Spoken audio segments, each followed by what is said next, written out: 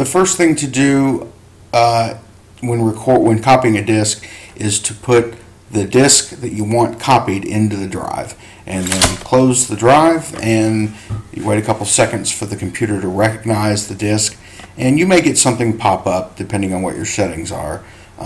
My computer goes ahead and pops up and wants to play the actual disk. In this case, you can just X out of that, or you can, or you may get another pop-up. Just X out of it. You want to get back to the desktop here. The next thing you do is double-click this ISO Workshop icon that should be on your desk. So we click that, and we double-click Backup Disk right there. So you don't need to do anything with this top part. The bottom part, what you want to do is first make sure that this is a bin file. The type is bin, not ISO. So do that. The next thing we want to do is figure out where to put the file, because what it's going to do is make a copy of the disk and put it in a file to hold it, and then we're going to access that file later when we make the when we burn the actual disk. When we put in the blank CD and burn it back to that disk. So just click Browse, and I don't know what will come up on your screen, but right here you want to scroll to the top, click Desktop. You may have a file folder on here that says, like, you know, Dan's disks or Dan's copies or something like that.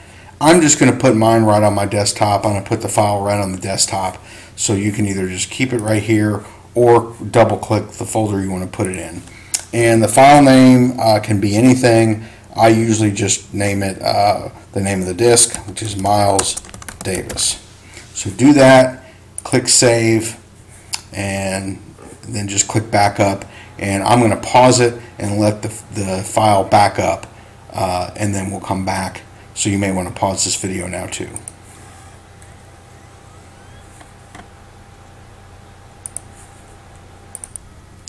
Once the file's done, you may find that this pops up again, or you may get another pop-up.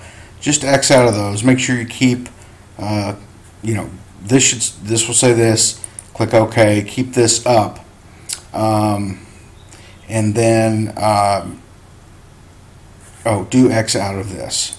So what you're going to do is get right back to the home screen, the desktop.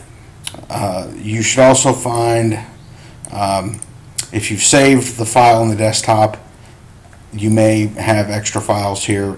Don't worry about this. Just go to ISO Workshop, double click that, and then what we're going to do is burn the image. So we're going to burn the image back to a blank disk. So you want to make sure that you put a blank disk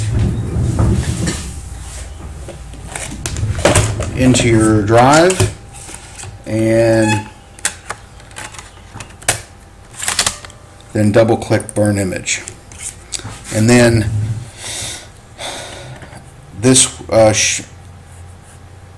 your source image file is what we recorded or what we burned. Again, X out of that if anything pops up.